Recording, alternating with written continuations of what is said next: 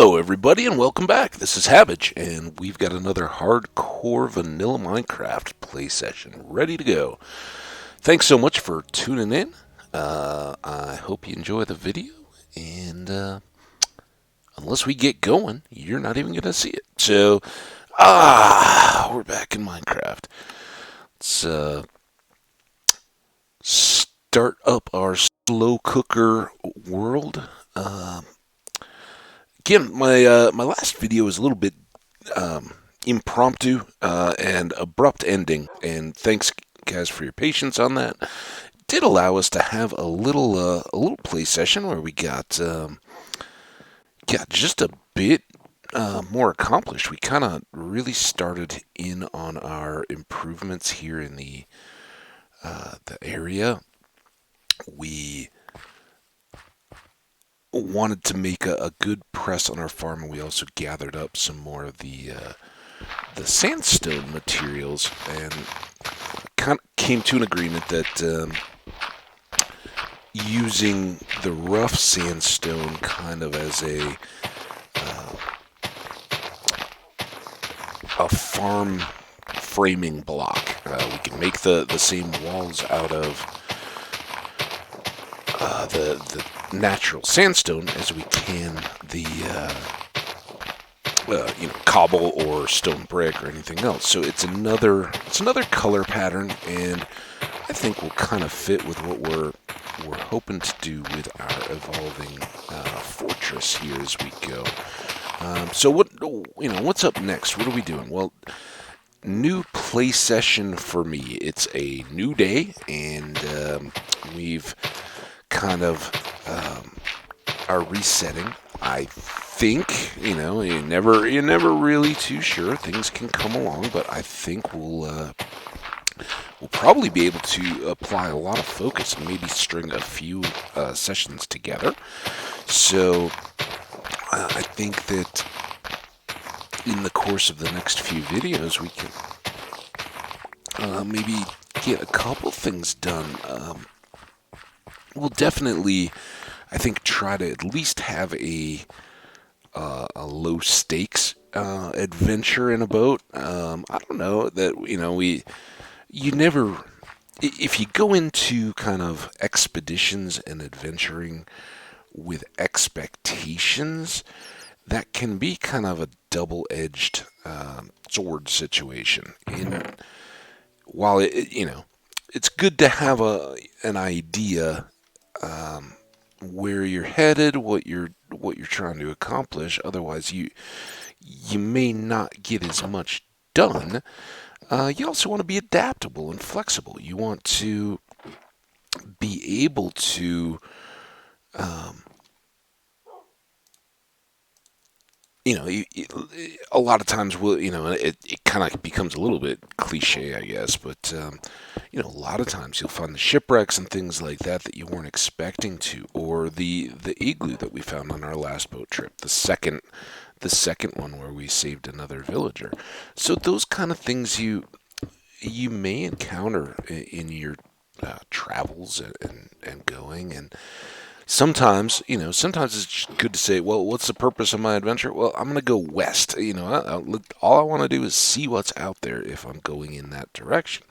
That can be perfectly fine, but sometimes it's good to be able to prioritize whether you want to try to get a bunch of let's say the shipwrecks, right? Maybe a little bit later in game than what we would really be looking at, but maybe your goal is to craft sea lanterns, and you want a lot of that kind of, or conduit. Maybe you want to make conduit, and so you need a lot of Heart of the Sea. You're really looking, so you're going to go out in the boat, and yeah, you may find other things, but primarily, you want to make sure that you prioritize the shipwrecks that you may come across, and that you're really focused on trying to find those, or identify them when you see them. Maybe moving more slowly across the open ocean taking more time to look closely. So that's something I don't know yet. I think it'll kind of evolve as we play here, what exactly we want that to look like today. But it'll be something we'll maybe look to do. Now, what I'm doing here, I don't think I have enough to make it all the way around my tower with this latest batch of smooth, but I'm hoping that by doing this landward side, we'll kind of obscure the view, so we can come up to our upper story here, and you know do some amount of work without. Hey, look at that! That was actually perfect. Well, I don't know if we're gonna have enough. No, we'll have enough.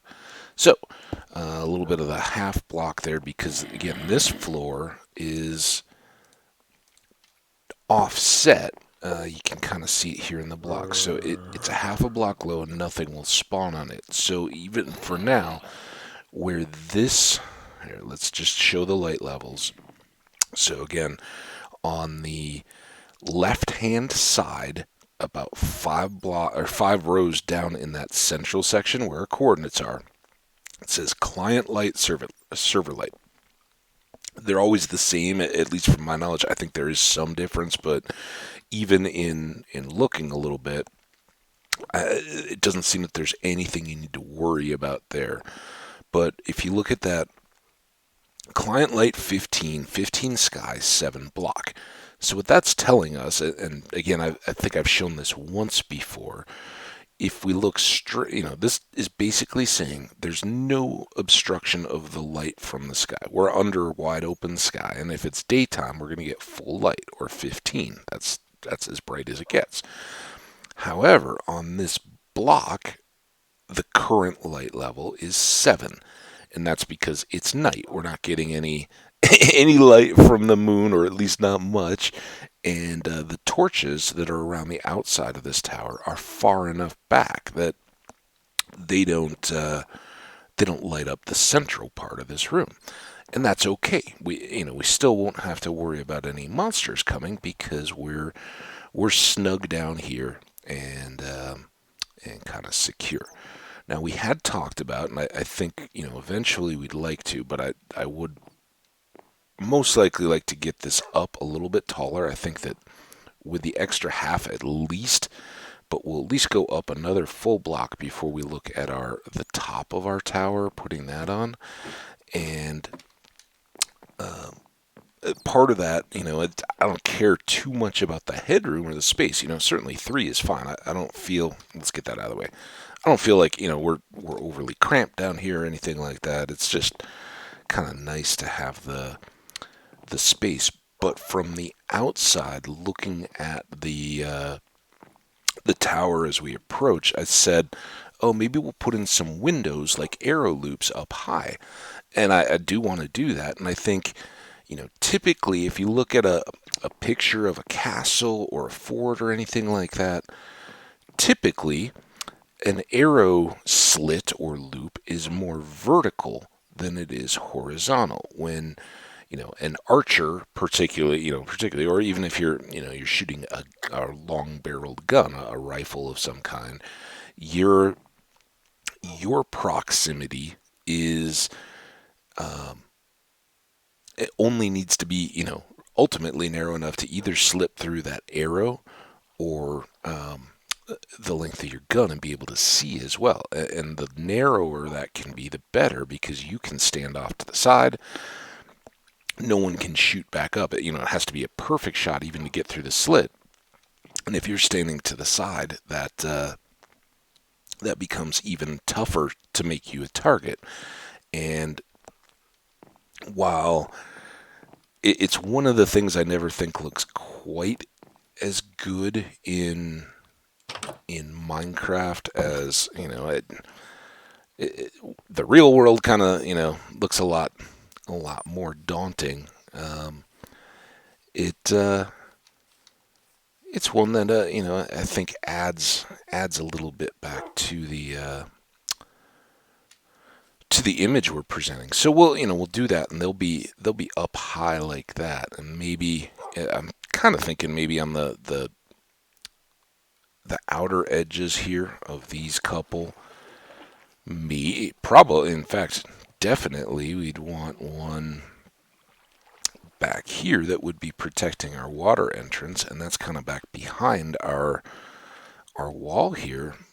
So maybe maybe one here, maybe another one. Maybe we take out all the way around a couple of these central pieces. I don't know. We'll kind of play it by ear. Nothing urgent there, but it's good to see our tower growing a little bit. And we're just slowly gonna let more of the sandstone cook. That we're not gonna rush that. We've got other furnaces we're not really using for it at the moment. That's okay. We could use every bit of coal we have right now, build up enough, cook all the sandstone we have into smooth, and still not have enough to really do the whole fortress and not be really any closer. So we want to keep some of the materials that we have for our current use. And as we did yesterday in kind of our shorter impromptu play session, we're going to just keep picking away at this, at quarrying some of the sand, and at working with the rest. Now, I think this tree we're going to cheat a little bit. For the time being, at least, we raised up a base there. Here, this is one of the advantages over the real world. We can just kind of give our tree a little tree helper. It's like hamburger helper, It helps it make a great meal. Well, here let's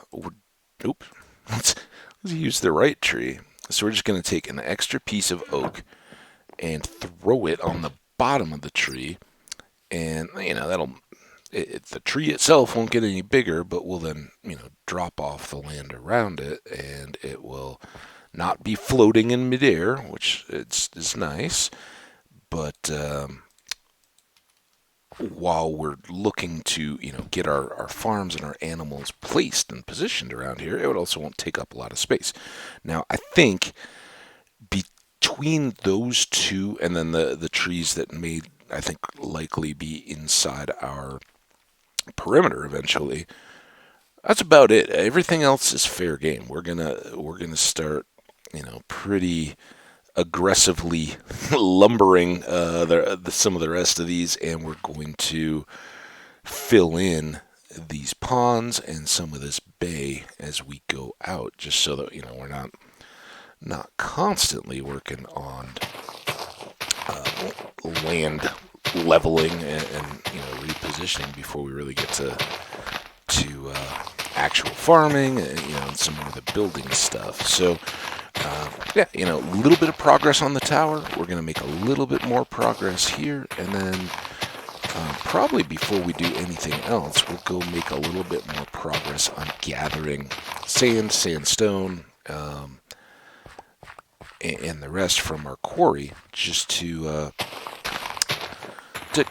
kind of keep all of those going forward a little bit without any one episode becoming mind-melting, slow, or repetitive.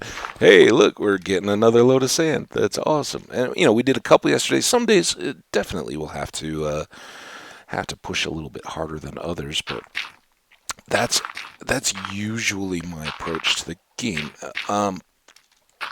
With a little bit of caveat, when you're not playing to produce content, there's an enjoyment of Minecraft, and one of the reasons I like playing it so much is that you can just, I've said it many times, just kind of relax, enjoy, have something else going on while you're playing it.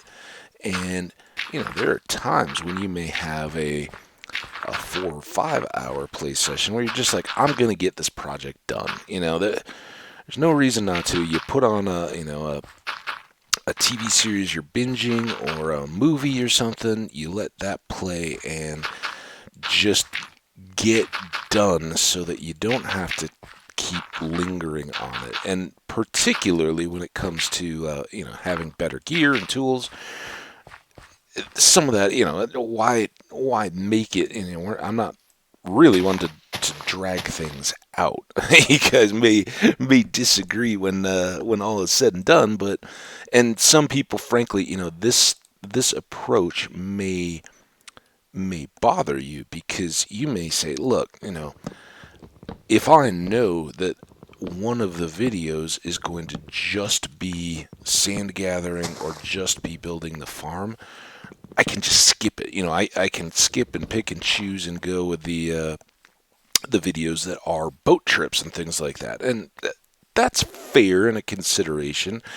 I haven't thought of that as much, and as the current body of work would show, sometimes there are episodes, or if you're going on a longer trip, that do take almost the entirety of that time just to you got to get wherever you're getting beyond stuff you've already seen, and then whatever adventure ensues, and you got to get back. Maybe if you're lucky, you still have enough time. You got to put everything away, or put it into chests.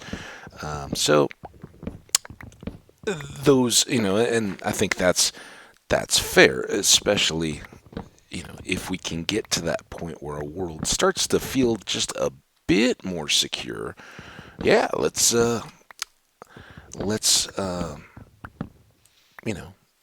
hey, today's a day we're going to knock out a project and it'll be done. And then you guys can make your own decision. But my play and what I'm reflecting here, I'm going to make no apologies that I will try to do this mix. And as you're seeing here, we've already just done a quick touch on the building. We're going to do clearly some tree clearing here. We'll maybe get enough dirt to fill in that first pond, and then we're going to be back off and continuing to gather a bit. So the supplies that we do have will go quickly, dirt and otherwise. But yeah, we'll see. I guess I had completed filling in that pond. Now here's kind of an interesting deal.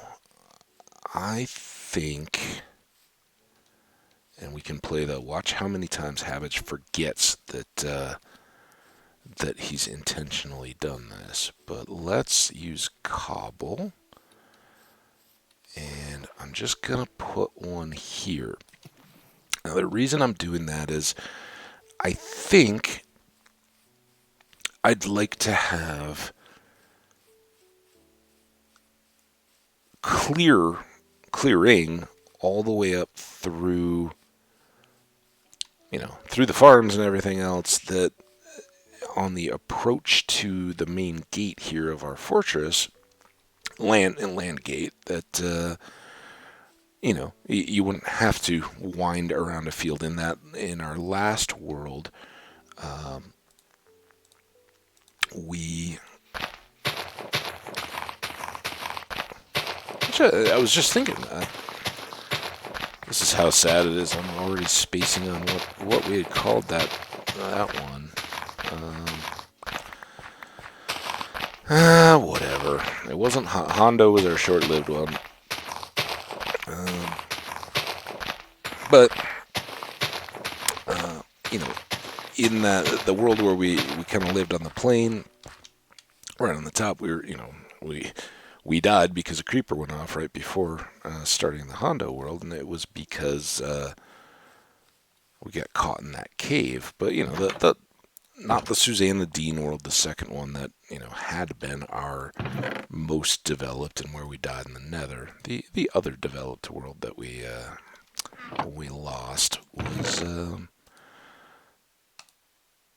was one where the outer entrance of our house, the one that we kind of excavated out of a hill and had a nice little plaza kind of under the rock overhang on the first side we'd entered, but then we'd come out of the other side of the hill and had our field. And the field was right in front of the door, spread out equally across it. And it's convenient, it was very nice. There's nothing wrong with it at all, but it, as I said at the time, sometimes I like to have kind of an entryway, an approach. We'd call it a driveway now in the age of cars and stuff, but something that people are going to come up and maybe we'll just have some non-bee specific flowers and things out there, something to make it look nice. We could, make some fountains and things. So lots of possibilities to make things look good. But by having this marker, we'll be able to kind of keep our sight line. Think of it as a surveyor's stake, right? They go out and using the little lines and sighting tools will position, and make sure that lines are straight, that everyone's accurately measured and positioned, whether it's for a road or an eventual building or just clearing lots and things like that. Making maps, surveyors do a lot of really cool stuff. But they'll do the same thing. They'll go from one known point out, mark another, and then move on from there. So they're always aware of what's being done. So the question now is, wow, that Enderman is loud. Do we look to move further? Or, which way are we going to orient our fields? And do we pull them back towards that tree? I kind of think we don't pull them back, because again, animals, we'll want to have some kind of pasturing for horses and donkeys and mules. Our riding stock. We'll obviously have cows and chickens, certainly, and if the world survives enough, and this one is much more if we're going to build this, then we're going to build it as a little, kind of some of the community aspect stuff. Even though we're single player Minecraft, this isn't anything. It's not not meant to be, but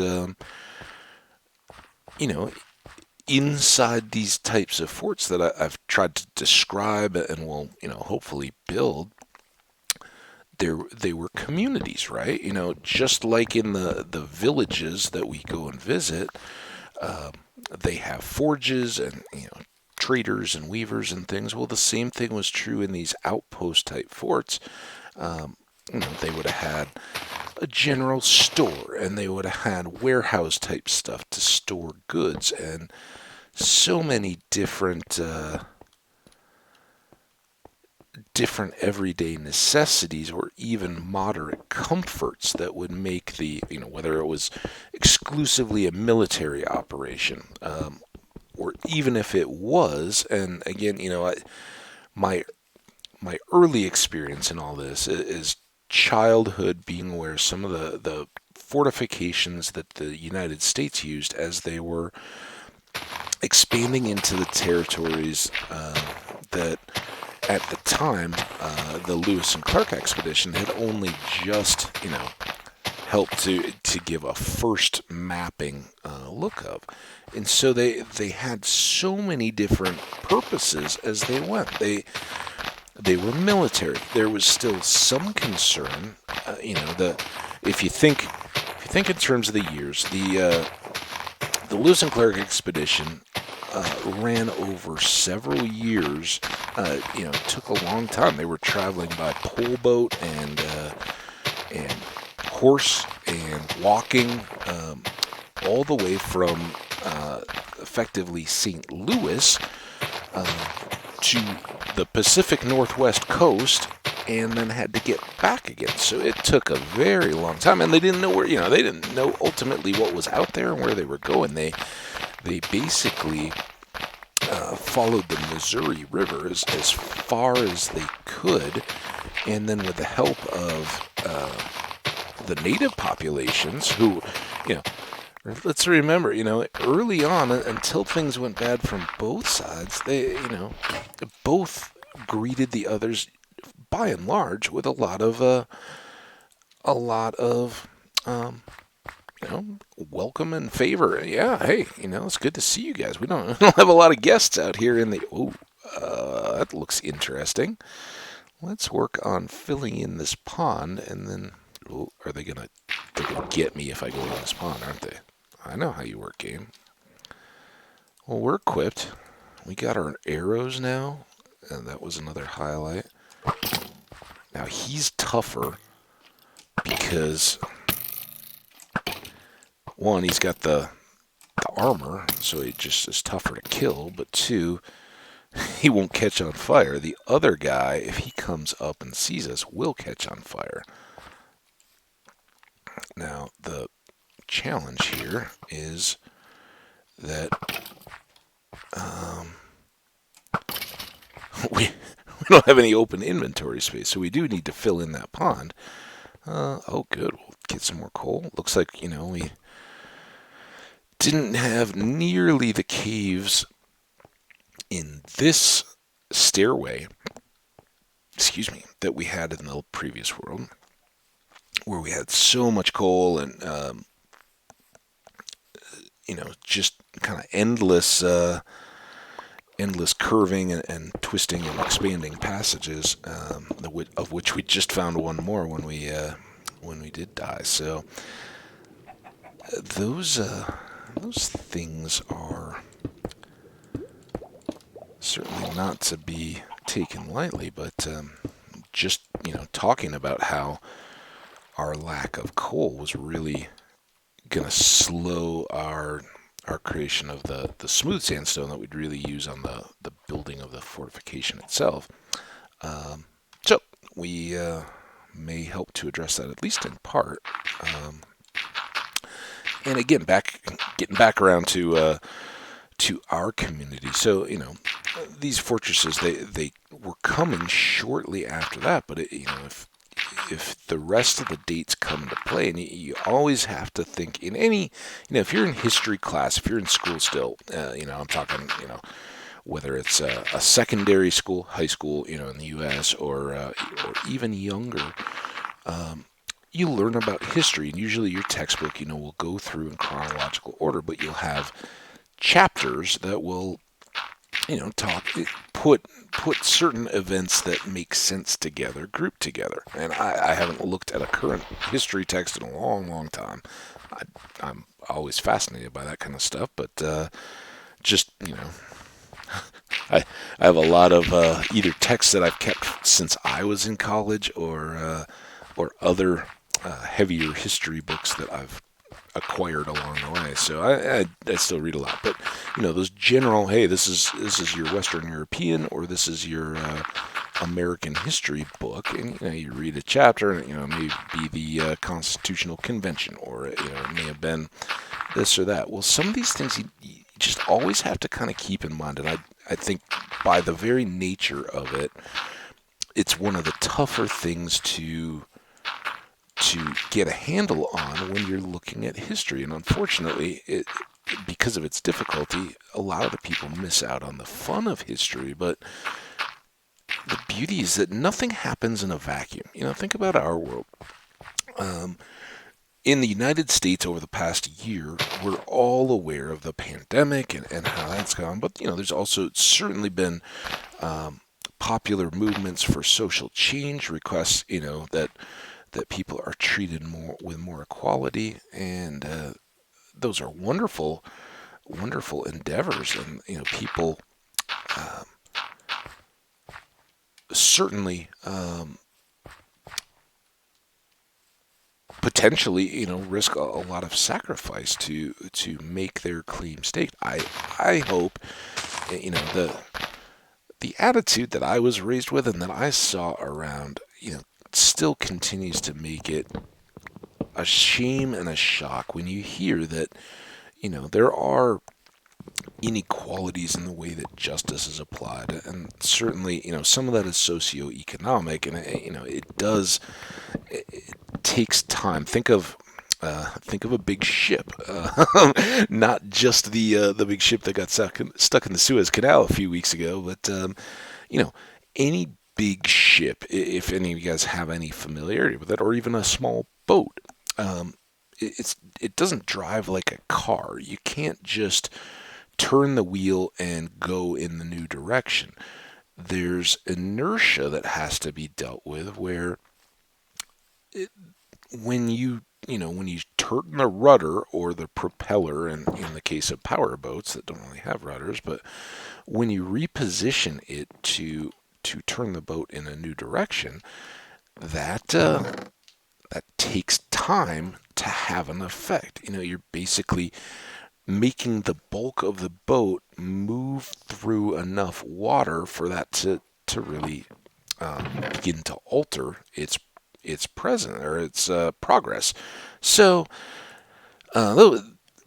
those changes take time. Well, so do changes amongst populations. You have to overcome the inertia. And I know, growing up, I can't claim to be woke, and so aware of everyone else's circumstances.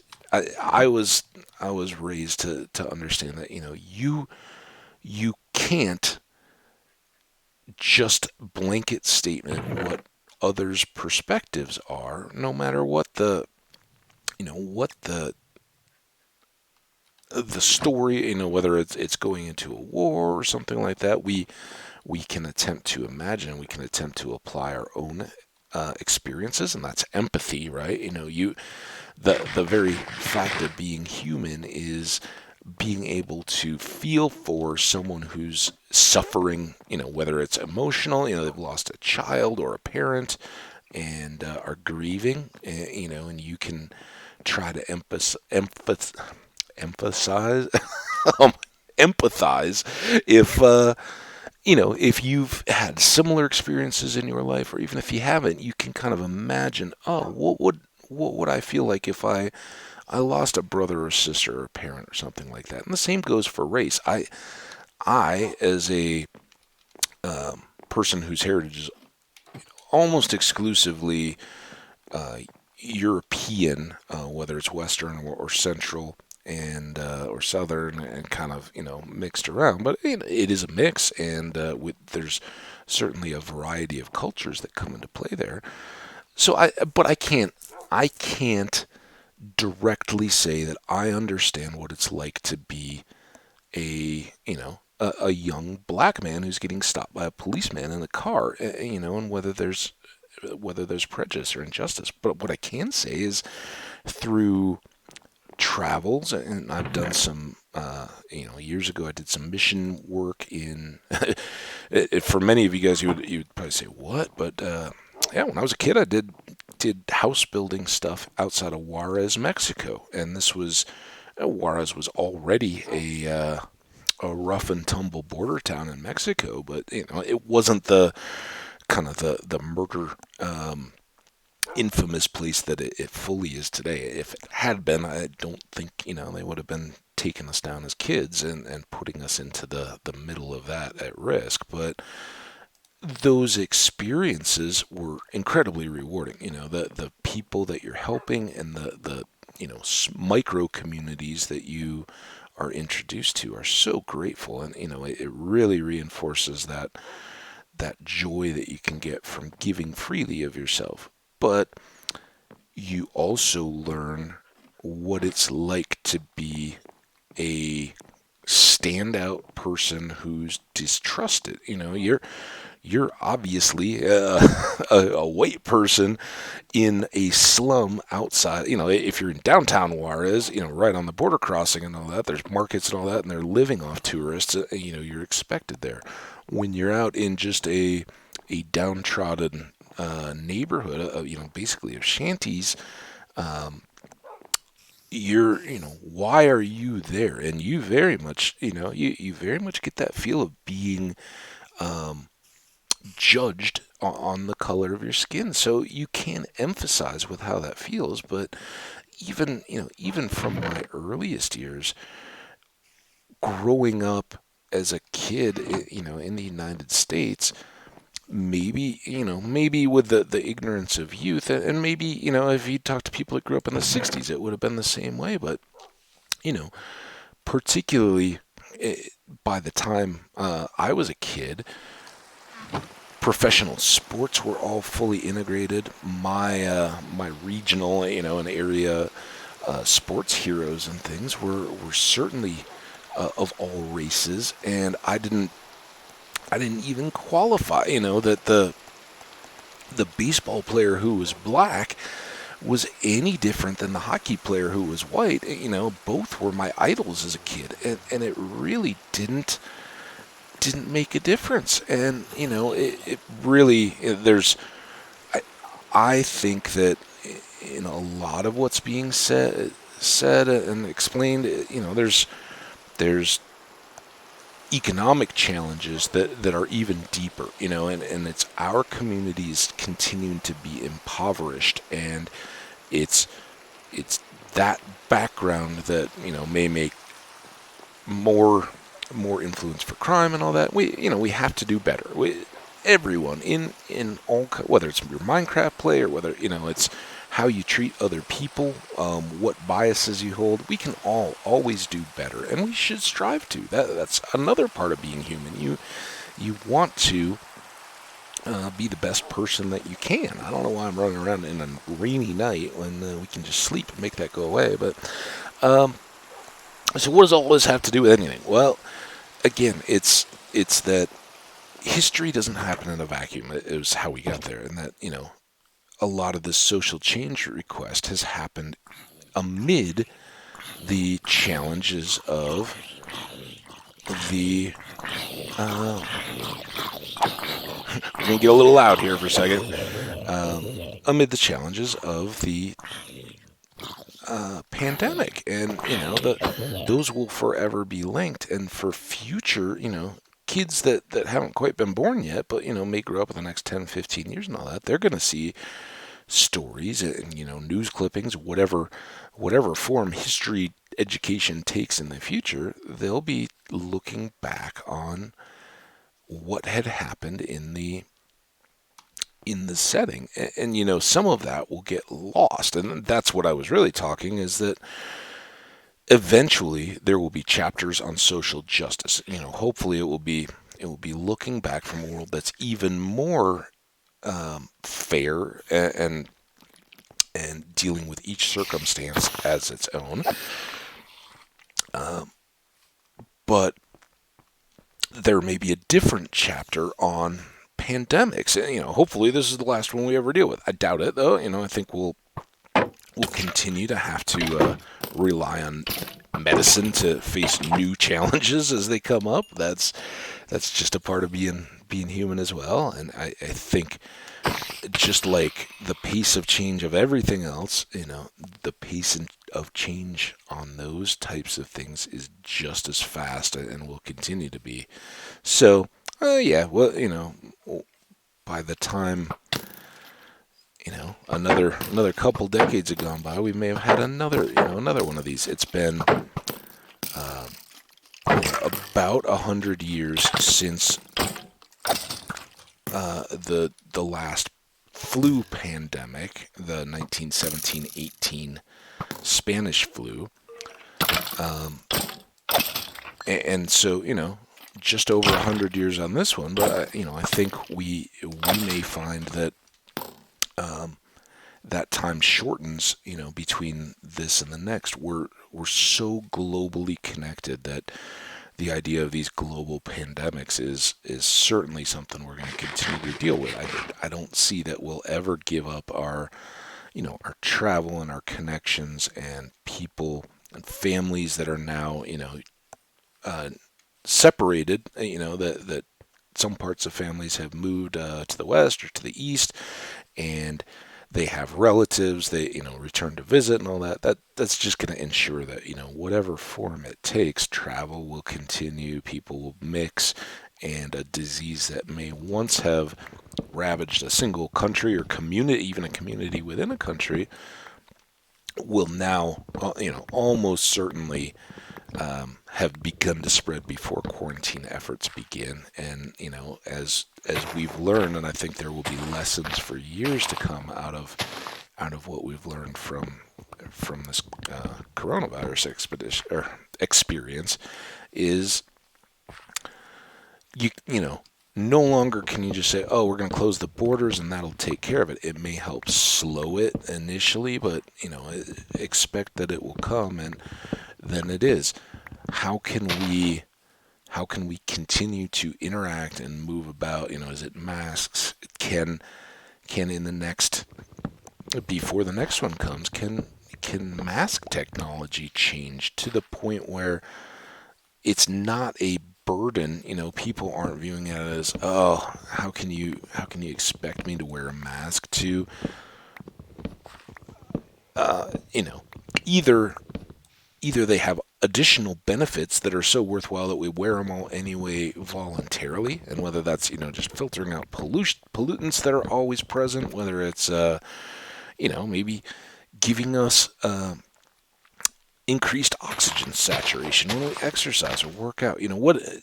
That's how in a free market economy like the United States, that's how we incentivize innovation, is by adding features that people want. In the past, we've talked about cell phones and how we kind of voluntarily allow our own personal data sets to be gathered up and tracked. Well, we do that because we've been incentivized to carry a data collection device, a phone, on us at all times, and freely tell it what, share our conversations, share our important dates, and account numbers and all that kind of stuff. So we've covered all that. I don't need to get into it, but that's how things like masks may be incentivized to more universal adoption, is by adding things that become not only socially cool. As soon as the kids are like, oh, I wouldn't be caught dead without wearing a mask, it begins to change pretty quickly. But like phones, when I was a kid,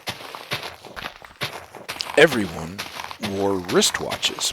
I never particularly liked it, but everybody did. That was the deal. And the old time, I'm sure everybody's seen pictures of the pocket watches that hung on chains. And, it used to be that, if you wanted to have portable time, which was huge technology and innovation, you got a chain and you had a little, usually you were wearing a business type suit if you had the money for the watch. So you may have a little vest, if not, a shirt or a pants pocket that would have a button to attach the chain to, because you didn't want to lose this. I mean, it was made out of gold or silver or something, some precious metal. It may have been steel, but it had finely wrought components inside, and you had a watch you could carry around. Well, that had gone away years before I was ever born, because once you could make that wearable, why on earth would you ever carry around a clock, a watch, when you can just have one on your arm and put it on when you wake up and never worry about it? You've always got the time right there. And by the time I was a kid, it could be a calculator, it could tell you the date, and a few other. When I was a kid, and most kids, right? A lot of the time I had an Iron Man triathlon watch. They were kind of the popular one, and I was a cross country runner and track cross country skier in high school. So those were my sports, and all of those are endurance / racing things. So timing, we would do workouts with splits and all that. So you needed a watch that could track seconds and have a timer or have a countdown, whatever particular function you needed at that time. So nothing happens in a vacuum. We're going to try to hang on to this thread. So in history, none of these things are isolated, and that was true of these forts, like the one we're building here as well. And they served many purposes in in their world that they were built. And that's why, the what would have at the time been massive amounts of resources were put into these, because as the young United States, in my perspective, upper Mississippi, Missouri kind of area, and the United States has won this territory either from the United Kingdom in the War of 18, in the United States Revolutionary War, but then further defined in the War of 1812, and in the Louisiana Purchase from France. So a very young, and again, not in a vacuum. So remember that, it was only the 1780s that the Constitution was ratified. Obviously, 1775 was the year of independence. That's when the Revolutionary War began in earnest. There had already been the Boston Tea Party and some of those kind of things in the years leading up to it, but by 1775 it was happening, and lasted for 6 years to fully wrest that independence from the United Kingdom, and get eventual victory in the more southern battles of Yorktown and Saratoga. But until that time, I don't. I'm filling in stuff that'll be above ground level. Oops. But yeah, we as the United States had recently gotten a whole bunch of new territory. We don't have a big population, and we're still trying to figure out what it is that we have, what's contained in it. It's basically just coordinate. In the case of the Louisiana Purchase, it says it's this land going out to the Pacific from the drainage of these rivers, and yeah, we're willing to sell because we've realized, aside from the expeditions of trappers and mountain men that were already well in advance out, and we'll talk about that maybe in this episode. Maybe we'll draw this out a little while, but the France, had never set up here in North America, in the larger landmass proper. Some of the islands and things, yeah, they'd had more colonial settlement ambitions, but France had never approached the Americas as a settlement relocation type build. The UK, before it was a UK, certainly Ireland and in the cities of England, because we're in the Industrial Revolution, they're packed with people. And again, we've talked in the past about younger sons of nobles and all that, and how they may have found jobs with churches because that offered an opportunity for literacy, but they also had the kind of limited means. And what had once been these small communities where you never saw more people than were in the couple towns surrounding you. We've talked about that a lot. Those people say, hey, there's more opportunity if I go into the cities. Now they're factories and things like that. So, the cities of London and Birmingham and York, I guess, again, that all those intricacies on the British history side are a little less clear for me. But certainly the Industrial Revolution had caused all of the city populations to swell. And while at first that's a lot of opportunity, cities that had never been as large as they were becoming, and London was one of the biggest, if not the biggest city on earth at the time, they're running into real problems of urbanization that no one has had to deal with. So they wonder, what are we going to do about all this? While at the same time, I know I'm pulling stuff out after I just put it in. I keep feeling like I've just filled up my torches, and then reuse them. So, um,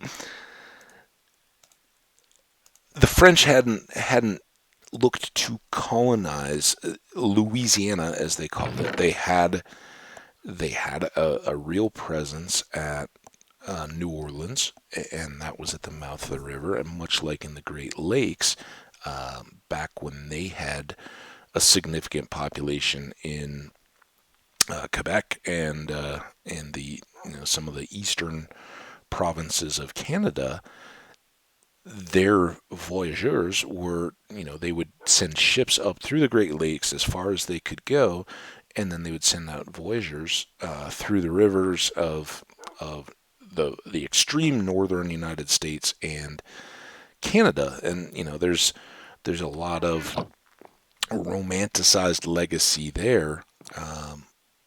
That as a kid I certainly was familiar with. I don't think it's quite as universal, but prior to Paul Bunyan, it was the voyageurs who were these, kind of romantic free figures, and out here in the West, those kind of transform into the mountain men, and there's a clear overlap and kind of cultural legacy. A lot of them were both, and my childhood voyageurs weren't limited to just the kind of the northern forests and things where we think of them today. And I'm talking Voyageurs National Park in Canada, the Boundary Waters in northern Minnesota, where there's lakes and forests, and it's all very beautiful and natural. One of my favorite places on earth. But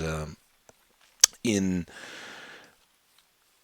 that environment, we think that, okay, these guys are going primarily after beaver, and they're just limited to these kind of northern climes and forests, and eventually out into mountains. But that wasn't necessarily the case, and a lot of these guys, they're basically just, okay, I have to be back here in a year or two whenever I get back. As long as I want to get paid, I've got to come back to this point, and when I do, it should be in the summertime. And I'm not expert. There's a lot of this is just remembered from a kid, but they would have kind of jamboree type times where there would be a prearranged time of year where they would gather, and the agents of the companies would come collect the furs, pay out, and then sell them back goods at inflated prices so they could reclaim all the money, and we talk about how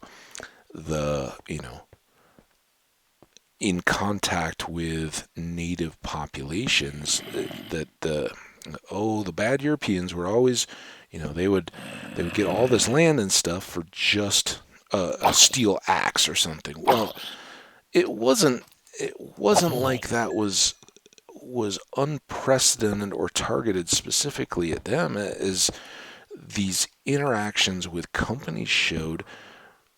It was more than common to do the exact same thing to just employees, and these are nationals of the same countries, and it continued on. Well, I don't think this is just pre-America, and we were so much better. The railroad camps and mining and all those kind of things later on did the exact same thing, and the phrase "sell your soul to the company store" was kind of a legitimate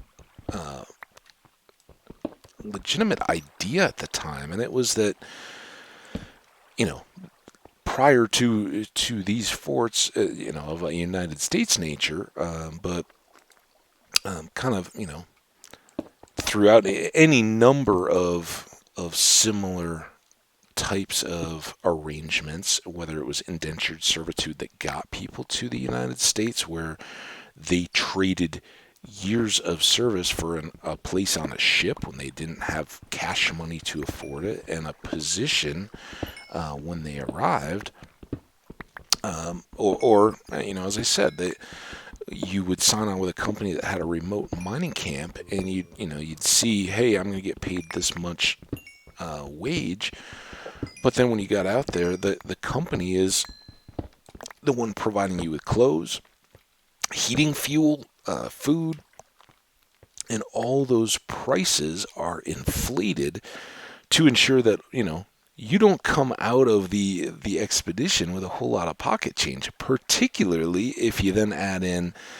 some of the more Wild West elements of they would make sure that there was lots of booze in the supply wagons, however they got materials out to these remote places. They would probably, and this I believe was more of an exception with the voyagers,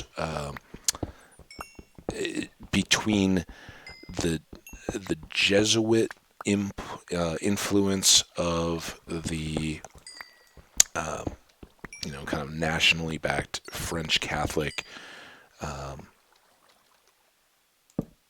beliefs in the higher level, or just the realities. There weren't a lot of wives or what are often called camp women following along to these Voyager outposts, and there may have been exceptions, in the Grand Portage, which is an area on the shores of Lake Superior, northern shores, as you go about as far west into the point of that lake as you can. So at the logical meeting point, they had a settlement, kind of another one of these fortresses, although more the wooden palisade than large sandstone walls or anything like that. But those may have had a few wives of officers, people that had the ability to, one, pay for their passage on ships and things to get over, but were either unwilling to leave their spouses behind, or and this is, again, don't treat history as a vacuum. Just like today, there are men and women who say, yeah, it could be dangerous to go backpacking in the Amazon, but I want to do it just to see it. And don't for a second think that, just because they wore different clothes than we did and talked funny, and even if you read some of the original writing, they spelled and had different grammatical ideas, and were much less rigid in the treatment of language when they wrote and spoke. Don't think that they weren't the same variety of personalities, where some people are like, I don't care, and think about a young officer who's going to go out and manage for a trading company, an outpost in untouched frontier where stories are trickling back of, crystal clear lakes that are cold and deep, and wild animals all around, and endless pine forests and things like that. Don't think for a second that if a young officer's just gotten married and the girl he met is into those kind of things too, that they wouldn't whisper together in what time they, whether they're already married, or whether they're courting or whatever, that they wouldn't whisper together about dreams for their own futures and say, oh, wouldn't it be wonderful to go, and so for some who had the resources, absolutely, we're going to go do this, but we're going to do it together. And rather than being afraid of the unknown or feeling like we're being banished, we're going to look at it as the adventure of a lifetime, and they may not have ever thought, I'm not coming back, but, kind of an extended honeymoon type things. A lot of people today do that, where they'll say, hey, we're just out of school, got a great job opportunity, but it's going to take us to a different city or a different country, and, recently married, it would give you a chance to kind of get away from both sets of in-laws type of stuff. These are real deal. You get to enjoy some time on your own, and then eventually we want to have kids, we want to settle down, we want to come back, and at that point, hopefully having made our fortune, we'll return and settle down, and look up old friends and tell them all the stories of the adventures we had. That kind of stuff, and that's great. I love to think that the people of those times, while while very different, a lot of the things that we hold as just common sense, they would still, at that point, have thought of as heretical, and it would be us who many times they would, one, think crazy, and definitely, and, not just in the kind of like, haha, you're so crazy, man. No, in the, this person has been touched by a spirit, and now we're going to use some horrific medical practices to try to cleanse that from them. And yeah, you may not survive. So, and that doesn't mean that they weren't intelligent. They were, they're viewing the world through a different lens, but with the intelligence that they had to bear and or could bring to bear, and yeah, all that would have been up for games. And I think there's a Michael Crichton book, and it's old. Was it Timeline maybe? Um, for those who don't know, Michael Crichton is the same guy that wrote Jurassic Park and other the Andromeda strain, maybe. Couple or Contagion. I'm not sure. So some of the disease type books. Now, I don't know. Honestly, I don't know if he's still alive, if he's still writing at all or anything. His books seemed very current even when I was a child, and I think had already been around for quite some time. So fairly timeless, but holds up very well. And one of those books, I believe, was Timeline, which was about these, college-age students that somehow get transported back to, hey, medieval Europe.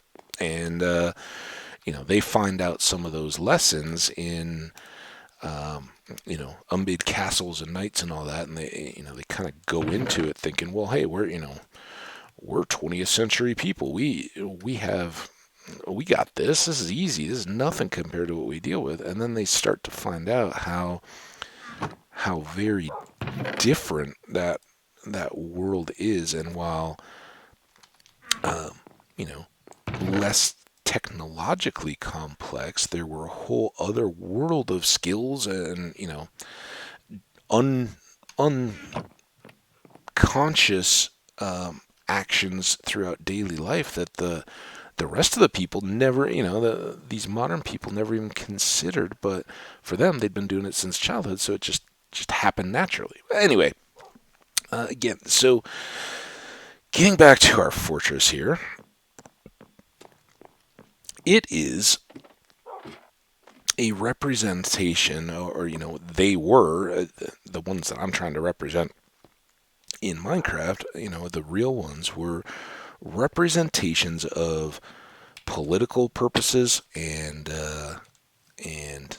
military necessities and points of contact between different cultures, and all of these roles had to be performed in one. So you've got these fortresses, which are kind of, think of them as islands of civilization, in the eyes of the United States and the ones that I'm talking about, but, whether it's a European power or whatever, they're kind of islands of civilization out in a largely unknown frontier. So you want them to be secure because you don't know what dangers could be out there. And in the case of the upper Midwest, the main concern wasn't Indians or anything like that. Although those were a concern, but they weren't. They may not have warranted the fortified structures that were built so much as the concern that the British, who despite 1812 were still in Canada. Canada is still theirs, and they're just across a largely unpopulated border. And while the Great Lakes are kind of touched on both sides, those are could very quickly become contested navally, and the young United States doesn't have money for an ample navy. The Britain, who rules on every sea, and the sun never sets on the British Empire at this time, is has the most powerful navy in the world. So if they want to shut down the Great Lakes, they could do that. And the concern was that they would use access from the north to ultimately control the Mississippi.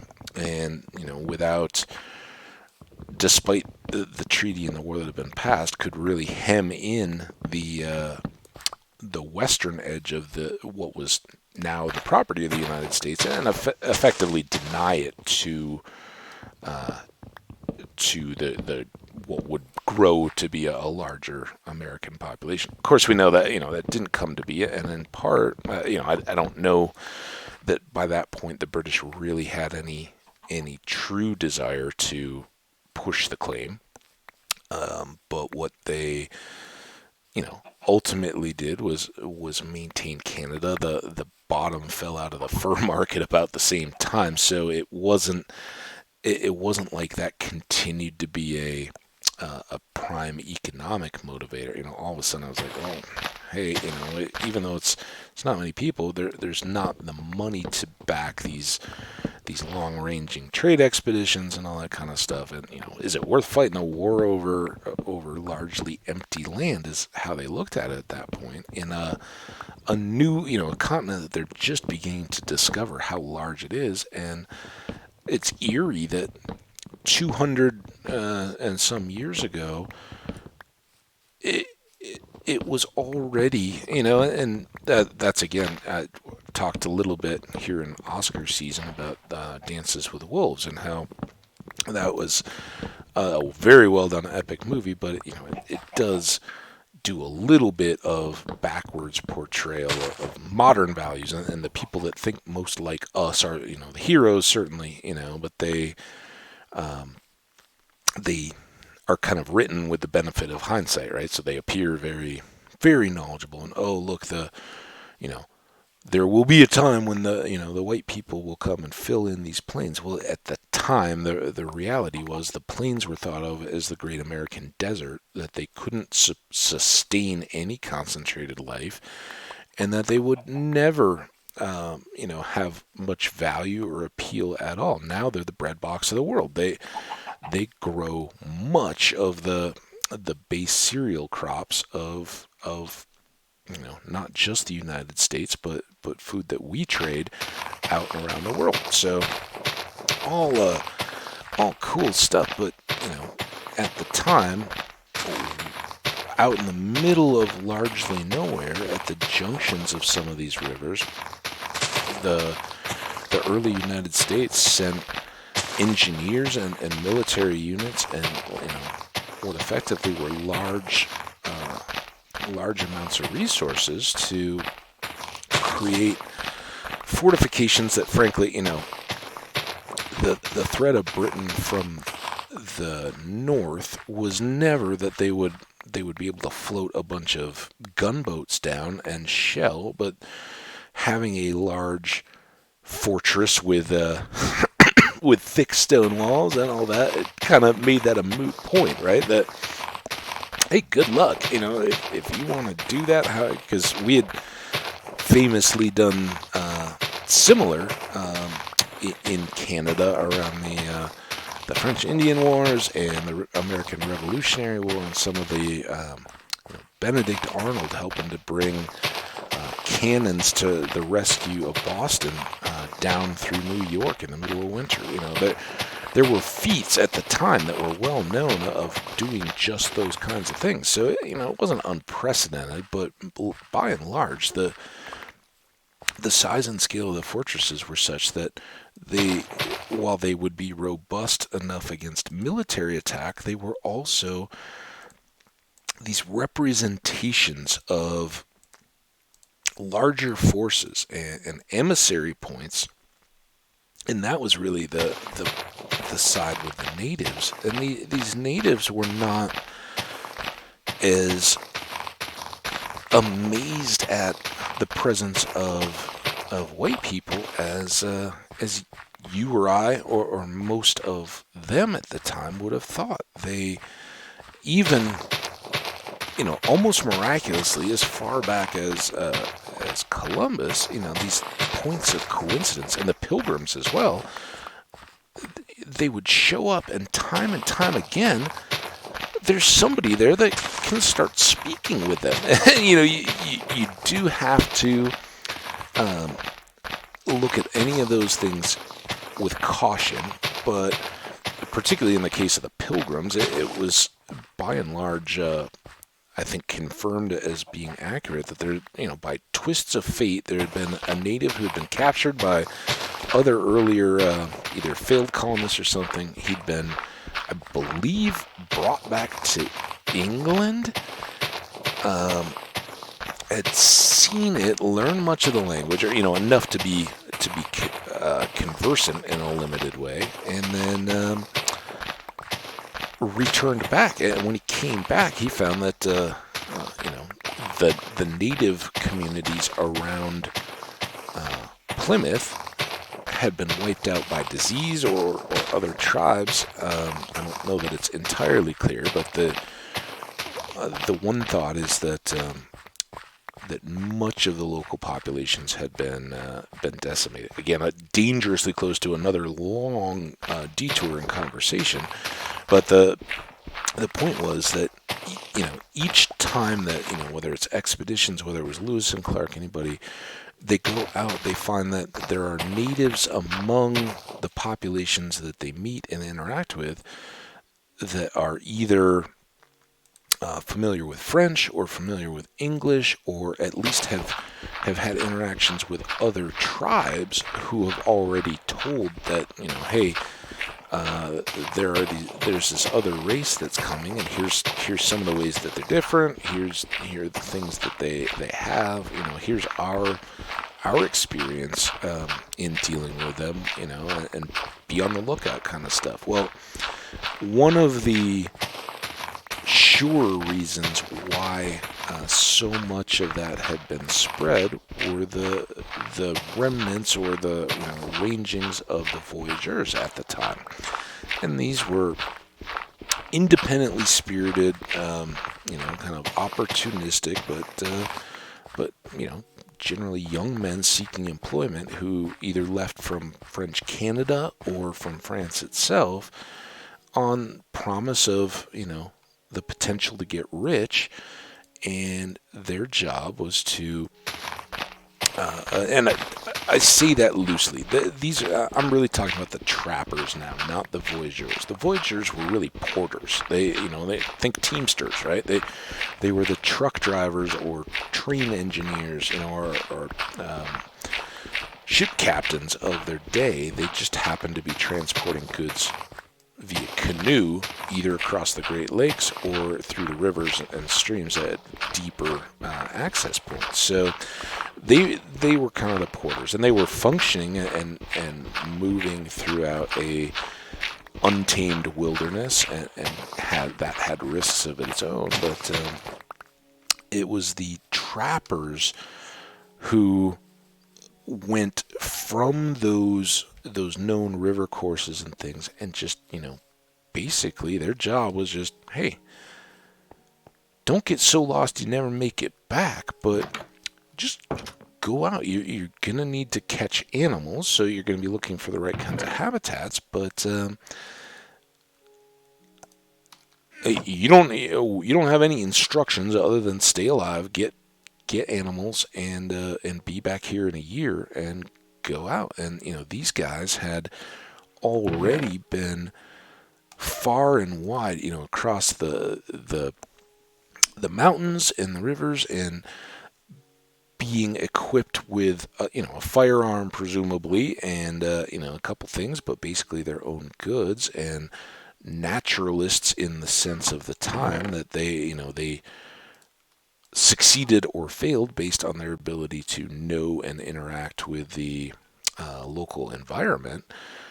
They were uniquely well suited to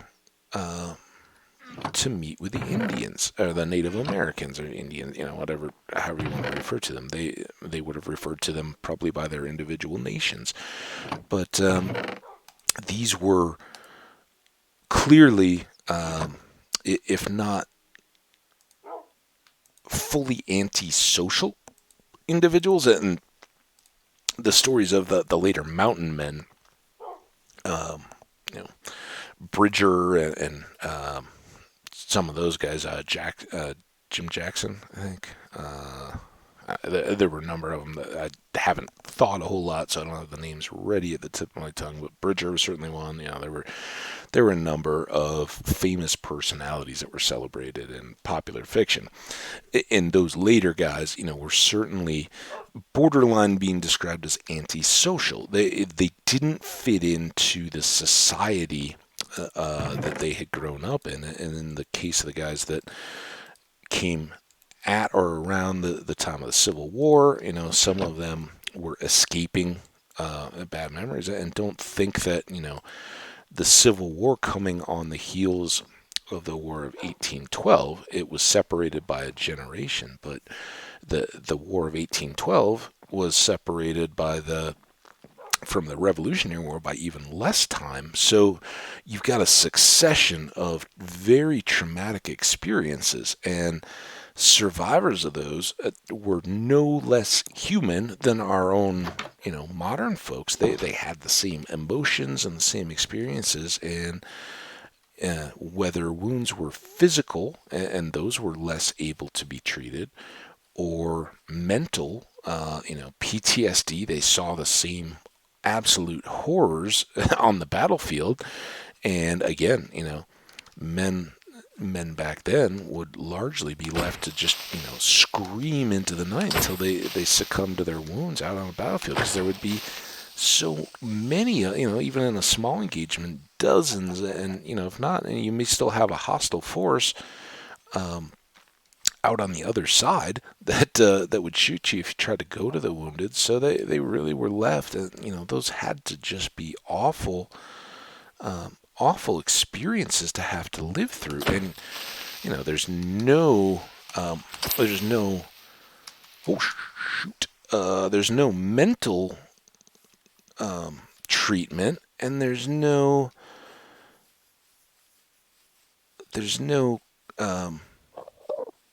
obviously, pharmaceutical type way to deal with some of that trauma. So yeah, the options were very bad. And, a lot of these people, when you're living and you're just, constantly screaming at night for, ages, yeah, that eventually that's gonna, strain relationships if you've got a wife, and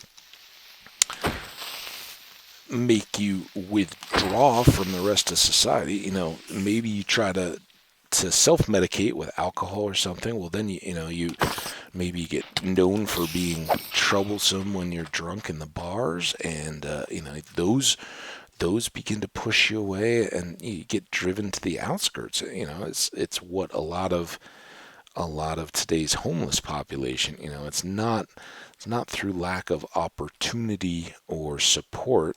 Those people just withdraw because they feel that either there's not a place for them, or they don't fit in, or just personal demons. And I say that in the figurative sense, not not the ages past. Actually, we got to treat that with medicine, but the demons of their memories and things like that, drive them away from maintaining a job or being comfortable staying in a position. It's sad. It's sad that there are people that are in that situation. But back in the day, when there was no support structure, those guys kind of gravitated to these. Oh, what you say that I can get paid to not really ever see anyone, and just be out away from it all, and they would jump at it, and they left much of their known world behind. Well,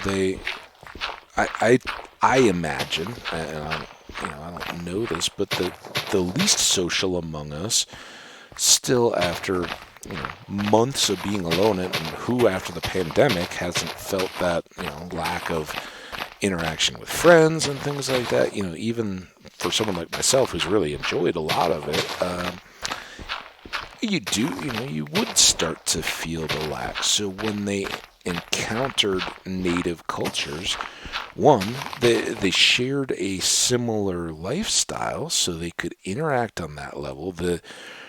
When when they may have truly had a first contact with tribes, they may have somewhat been revered for their differences in appearance, and frankly, a whole lot of them may have never survived those encounters. Let's not pretend, it wasn't in the fur company's interest to keep real clear records on how many of their employees didn't come back at the jamborees, right? And animals and all, just falls. And when you're out there living solo, just like in hardcore Minecraft, there's no margin for error, right?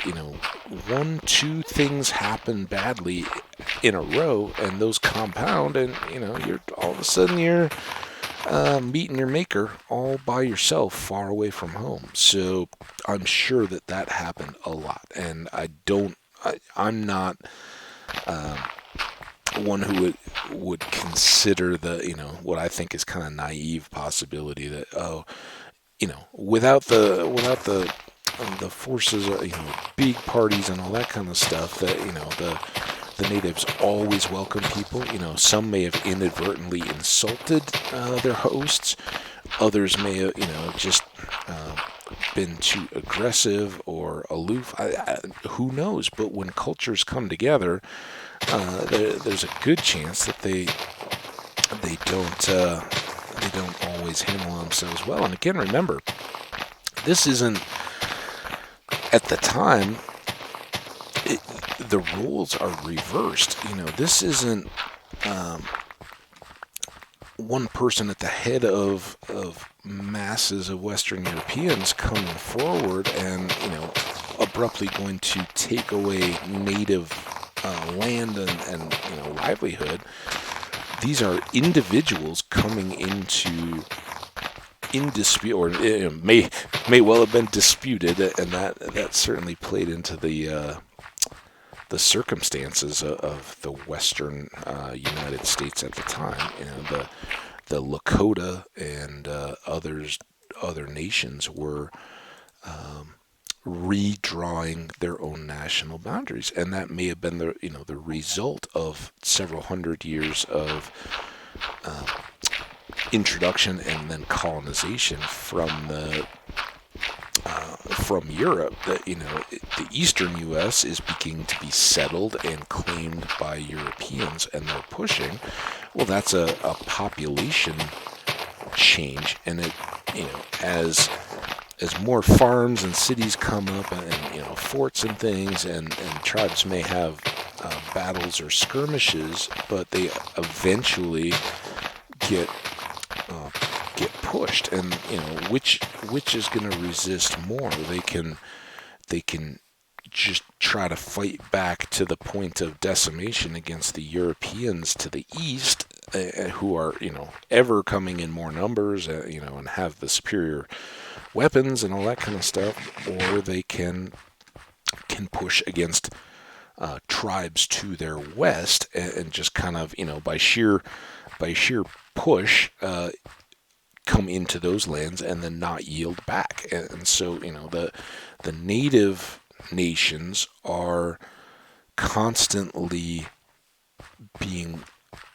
thrust together as the available land for them to live in is shrinking, and so they've been uprooted likely, and maybe adapting their own cultures. But into this mix come these fur trappers, and they after what would I would imagine were some comical but also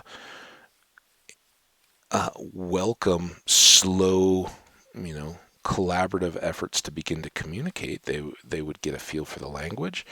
Ultimately, they would probably have more opportunity to speak those. If they stayed on year after year, they would come to spend more time with the natives and less time with the people they saw once a year to trade in their furs, and they would likely intermarry. That was it seemed something that there were no particular taboos about. Intermarriage between the different races was I don't know if it was necessarily encouraged. There's some indications that, particularly on the Lewis and Clark expedition, early on, sex was actually encouraged between, there was no indication of marriage at that point. They kind of looked to the prowess of these new arrivals, and said, hey, we'd like to bring some of that into our tribe. Now that, again, very suspect, right? You got to take that with a grain of salt. These are the reports that the people of the expeditions themselves brought back to society, and that could have been a lot more forceful, a lot more one-sided. It at the time. It may not even happen. The natives may have laughed at them, but they want to make themselves look good, and and just wrote it up. And there's nobody to contest it. So who knows? But I think it's very safe to say that a lot of the folks that were out pushing the contact between Europeans and natives many years before any large-scale contact, as ones and twos. And there were, I don't want to downplay, there were some missionaries who selflessly, in the pursuit of their own faith, just, started walking, would come as a part of an expedition and settle amongst the native populations. And when the exploratory expeditions headed back, they would say, no, I'm going to do my God's work. I'm going to stay here. And they would, make presumably a home among the populations. Now, whether they were continued to be welcomed after the larger parties had departed, much up for debate, and I'm sure a large part of that would have depended on their personality, what value they could continue to give to the community that they'd stayed with. But they would often marry and settle down. Again, as we've talked about, some of those may have been children that were more or less given to the church by parents for forgiveness of some sins, or some of those kind of things. So always interesting how much of the various interplay went on. But so these areas, these forts, which I've now managed to just ramble on about through a lot of this dirt digging, they served all those purposes. They were trade centers. They were cultural embassies. They were ways to awe and impress the native peoples, that maybe in the surrounding areas that maybe they hadn't even met yet, but they could be in the future brought to these locations and shown how massive and great their new, as they said, their new fathers in Washington or in the East had. And so they were designed to awe and impress. They were designed to be militarily sound, and they came to be hubs of the great, some of the great cities and areas of the Midwest. Whether they were positioned geographically, again, junctions of rivers, heads of rivers, furthest points that you could get a steamboat when those times came, or even a sail or pole type barge up a river would become a point for a fortification. Certainly those last points of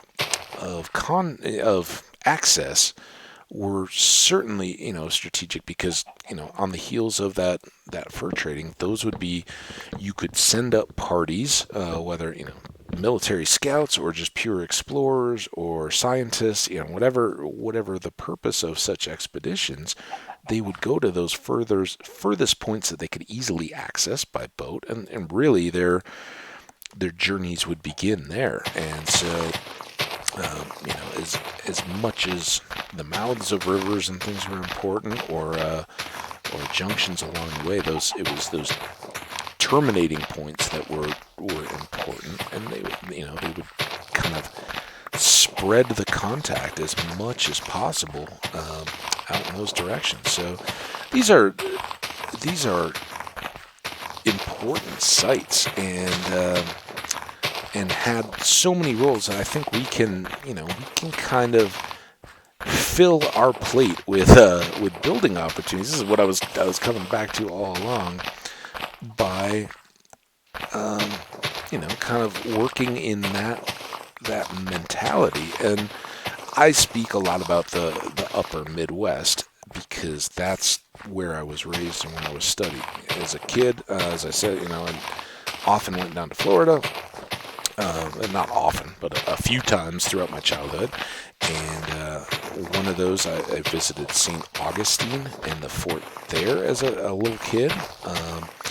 And that was similar vintage, but at one of the oldest permanent cities in the United States, that had been under many different national flags. Another, that being a coastal fortification, was different than some of the wooden stockades and palisades and frontier type fortifications, but where we have some coastal stuff. And I'd seen it as a kid. It left an impression on me, and certainly since then, I've seen a number of both United States and European fortifications along water. But some of those kinds of things will come into play because there's ports are important and get defended. I think for those of you guys who may be out east, Port of Baltimore has an old historic fort. Pittsburgh has the old fort at the meeting of the Three Rivers. Now we American sports fans think of Three River Stadium, and the fact that the Allegheny, Susquehanna, and Ohio all come together. But all along the Ohio, you have even older, because that was even before the wars. That was kind of the settlement frontier, and of course that river loops down into the Mississippi, as does the Missouri from the west. The Ohio kind of parallels that to the east and goes back along the area between the Appalachian and Allegheny Mountains and the Great Lakes. Great Lakes are lower, water's going to drain into them, and between those, a lot of the water just flows westward and eventually catches up into the drainage of the Mississippi and goes down to the Gulf. So, cool stuff, but lots of historical and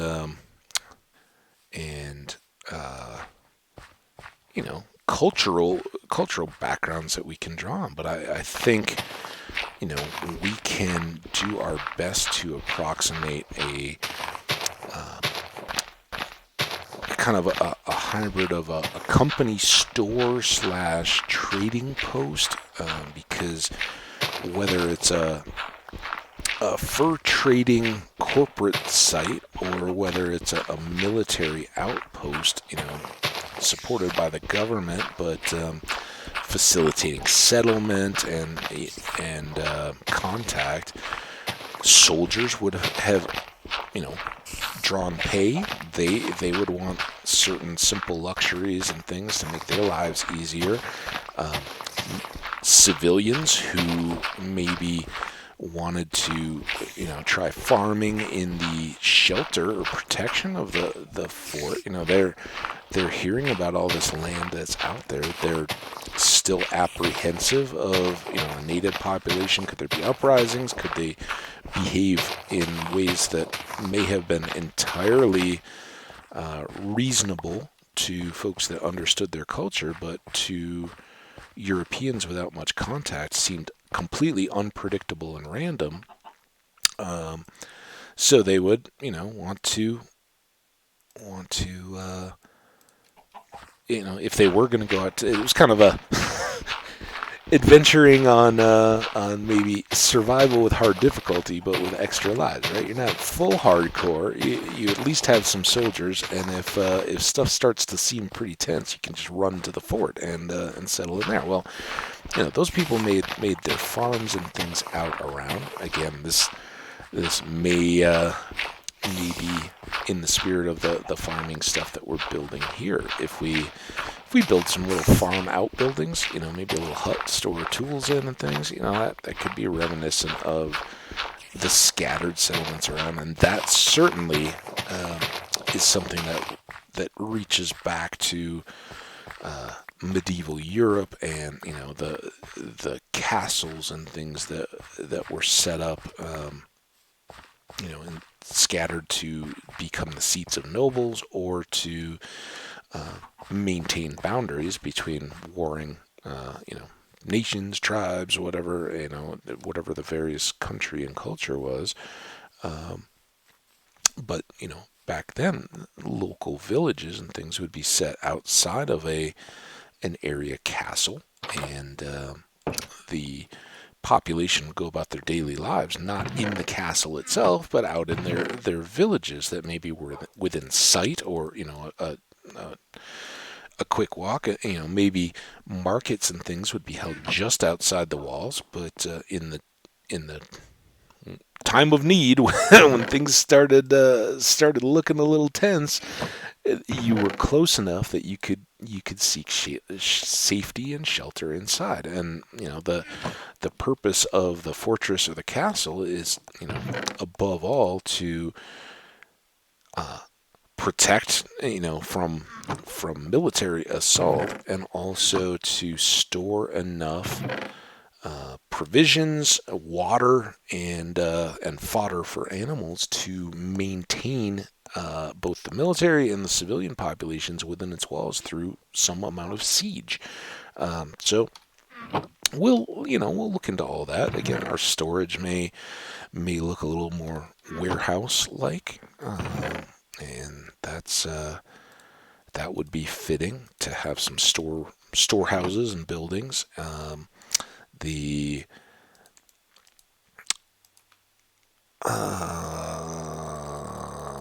to I don't know that we need 7 inventory, but the fortifications would likely have a chapel or something that would kind of represent that missionary presence, that there are people that are driven out into these remote areas by a spiritual calling or need or desire to help others. So that can come into play. We can consider that. Let's remember to, first of all, let's check the time, because I have no idea how long we've been going. Well, we're almost through. I started this episode talking about how we were gonna keep such a variety and make sure that we got more sand and all that. Well, we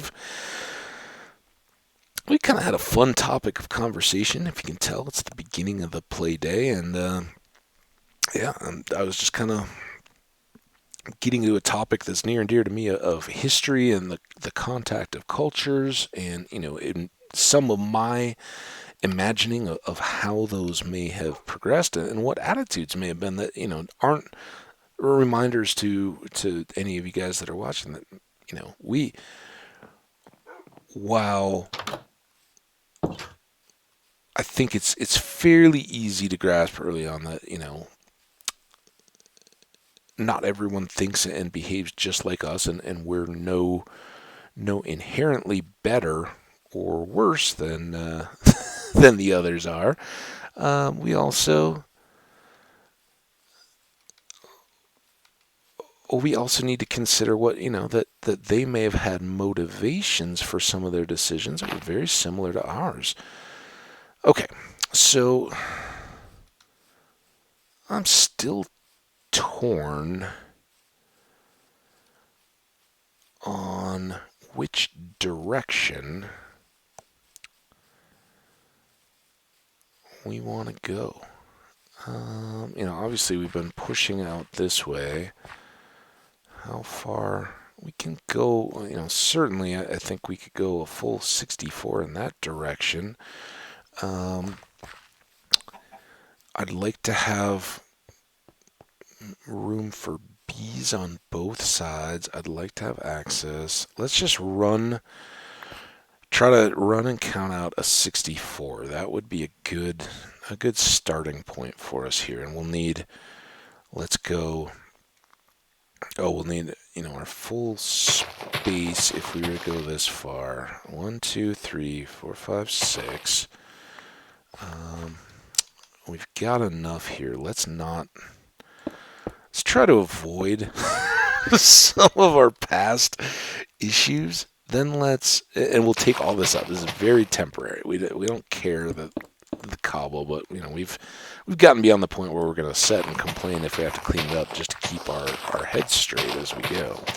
So if this, now I've gone one too more. This is how we got off on that last world. I still can't think of the name of. I'll have to look because it's weird that I'm having such a block. So this here would be our center, and we've got, so if we had fence, we've got double walkway on an edge. I'm thinking we align out to the side. So we've got six wide here, and this is where we can put our chests, a bed, all that area, and we'll have that. And then out here will be whatever entrance. We'll have some room, more expanded room where they're not just cramped for animals, and we could even do a row of bees and then another set of bees on the other side. So I think this is all good, but let's do our counts across so we can just keep them straight. So this is going to be 4 and a deal, and we'll put 1 dirt. This should be becoming all too familiar. So boom, boom, boom, boom. That's irrigation. 1, 2, 3, 4. And this is going to be a path. Again, just markers. We'll be doing sandstone to divide our fields this time. And since, we're going buildy, let's do a double path on those two. I think that, was feeling a bit kind of, not really cramped, but who cares? We can do this. No one can tell us not to. 1, 2, 3, 4. So there's our next. Now we're going to have another irrigation, another 4. We're not going to double up the irrigation. Another double path, another irrigation, and then we'll kind of be out to there for our last side. What do you guys think about that? As far as our surveyor stakes go, does that seem like a good footprint? I mean, we got trouble. Double check everything. That's how it all goes bad, folks. Okay, so irrigation, and that's why I do, I didn't need that. Last time's goof aside, it's why I do like to try to get these things laid out before I really start doing a whole lot of digging to get things set. So while there were a bunch of hills and a forest there before, so we've definitely made good progress. We're not on the brink of being done yet, but it's okay. We'll get there. Let's see if we can climb up into this tree from here. How far up it goes. Oh, this will be easy. All right, so we'll go ahead and do a bit more choppery. Chop, chop. Chop. Again, just switching out of the axe. I haven't talked about that in a few worlds, but axes certainly can break leaves. With Silk Touch, they'll actually preserve the leaf blocks. So at that point, kind of an appeal to actually chopping. I think you can also use shears to do that, but we just switch to a stick or torch or a piece of food, whatever, or even your bare hand, because it won't none of those things take item wear, so you're not going to lose out. You can, just in clearing one tree, if you break all the leaves with your axe, you've used up that entire axe. So, very simple thing to maintain your inventory a little bit better. And certainly we've used up a good chunk of iron today. Well, we never put more sand in to get more smooth sandstone. Oops. Well, we're gonna have to go back for cobble anyway. What I'd like to do is just with a shovel push back this hill just enough so that we can kind of get to the far edge of our eventual field area. And that's the 3 extra holes that we would fill in with cobble to show where our outer path would be. And, this will be the far end of our fields. I think we'll do other bees out here, just to have lots. And setting up bees, it involves getting some flowers, arranging some nests and hives, and generally just adds, we've talked about it before, adds a few details around, like the art on the walls, and little adds to your builds that make things seem a little more real world than just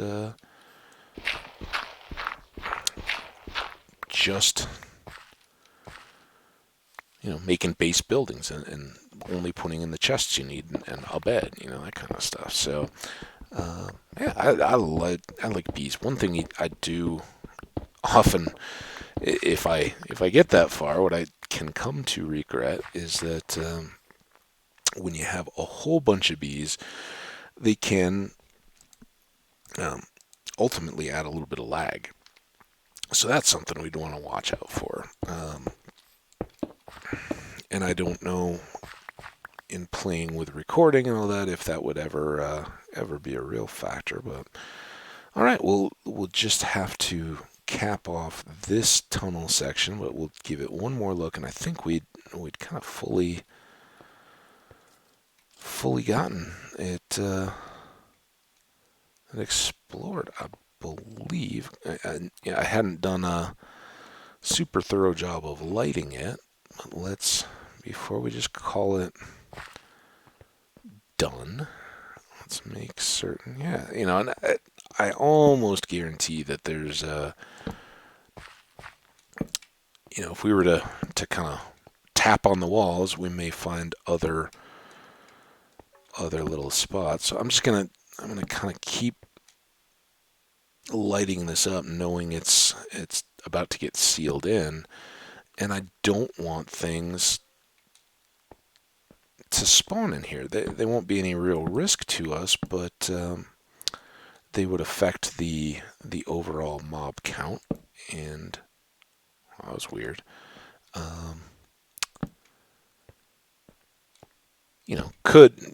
Could introduce sounds and stuff up to our level, and where this is going to be in the middle of our fields. We'll just prepare to fill that in. So we're getting some more apples and saplings there from that big tree. That's nice. So we don't even have a lot to work with here, but I think if we start here, we should get plenty of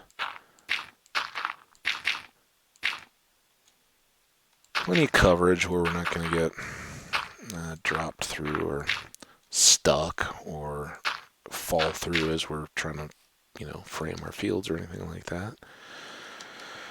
So this time, as the sun's going down, we're going to put sandstone into the furnace and cook up another batch. We'll have one more set to apply on our tower. Forgot to silence my phone. I apologize, guys. It's not in easy range, so we may have to suffer. Actually, hang on. Let's just mute and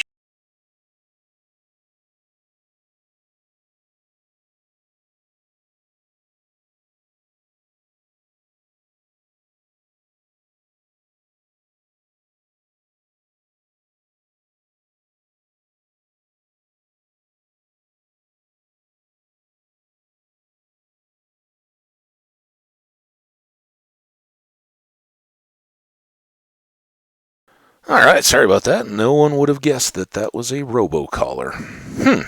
Well, it's Monday. That's what they do. So um, we're we're on our brink here. You know, I don't think we're gonna go back out, but let's drop off what we've got. We To fill that back up again. I don't know that we'll make it back out to the hole if we do another episode. I'm gonna, as usual, take a quick break here, but get back at it fairly soon, I think. And as I do, we'll uh, at least try to maybe fill in that hole before we go. So what we got? Did I not put that back into the thing? Oh man, I wanted a ladder. See, one phone call to disrupt, and not even anything. You know, it wasn't even anything I had to deal with. But now it's all a mess. We're gonna go to sleep. We're gonna restart here in a moment. Let's just combine that. We still got shovels, so we'll probably start the next episode doing a bit more digging. We'll try to remember to cook the, the next batch of sandstone.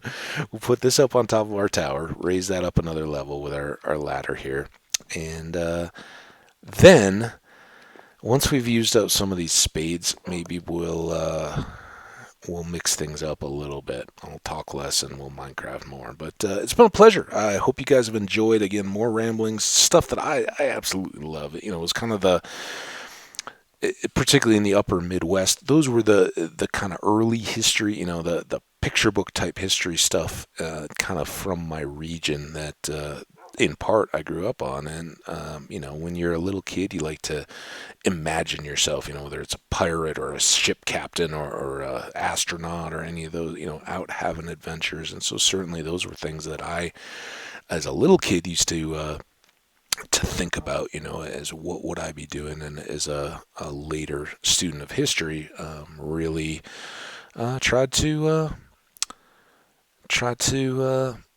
learn about in a more accurate depiction. So hope you've enjoyed, and I hope we can capture a little bit of that as we continue to improve our little Minecraft world here. So as always, and until next time, let me get a slide up to show you just how much I thank you for being here.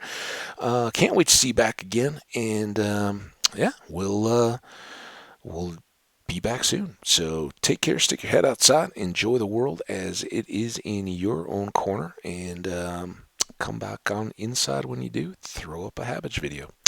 Take care.